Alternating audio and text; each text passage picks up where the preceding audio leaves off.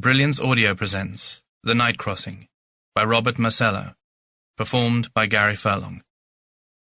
"Hurry," she said, consulting her pocket watch yet again. "There isn't much time." Dusk was fast approaching.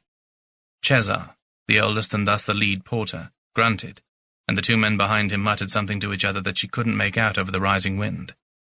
It wasn't hard to guess its tenor, however. They didn't like taking orders from a young woman, much less one of Romany ancestry.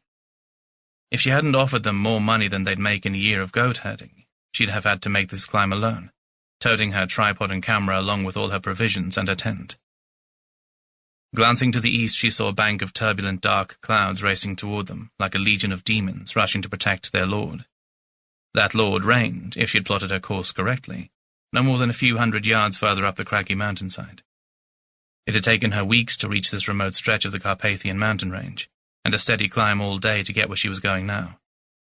If legend had it right, then she had to be there, camera set up and ready, at the precise moment when the sun set on this All Hallows Eve, the night that witches flew through the skies and evil held sway over the world. But she was running late. The ascent had begun in flower-filled meadows and densely forested valleys, and her heart had been light. The air was cool but not yet cold, and rich with the scent of evergreen and pine.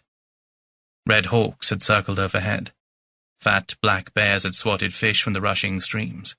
Deer had peered fearfully from the trees. Apart from the 3 bearers she had hired in Sinai, she had not seen a human in many days. It was a primeval place with nothing of the modern world. No glaring gas lamps, sputtering electricity, or clanging trolley cars to disturb the natural quiet. And she had hiked on, head down under her wide-brimmed hat, wrapped in her own thoughts and observations, searching the ground for any errant clue or geological anomaly. "You'll never need spectacles," her father often proclaimed. "You see more than an owl." That's why he'd named her Minerva, Mina for short, after the wise goddess who kept a pet owl and saw everything. But making her way up the steep mountainside now, she'd have been glad of a bright lantern. She had to be careful not to trip over the jagged stones, or set a cascade of loose scree skittering down into Cesar, Anton, and Radu. The trees and brush had given way far below, and up here, roughly 8,000 feet above sea level, it was nothing but bald, wind-scoured rock and barren earth, pockmarked by caves as black as they were forbidding. "They're coming," she heard Radu say to Cesar, nodding toward the oncoming clouds. "We should turn around," Anton threw in. Cesar, the grizzled veteran, barked at them to shut their mouths. "What? Are you afraid of fairy tales?" Mina pretended not to hear, keeping her eyes on the uneven ground and ploughing ahead. What would she do, she wondered, if a full-blown mutiny erupted? And then, even as the sun passed below the trio of surrounding grey peaks, called the Old Women because of their fearsome, hunched-over shapes, she saw in the gathering gloom a flat plateau the size of a town square. But where a town square might be laid out before a church or city hall, this one was dominated by something else entirely. A massive, brooding figure, cut from the stone, easily 30 feet high and nearly half as broad.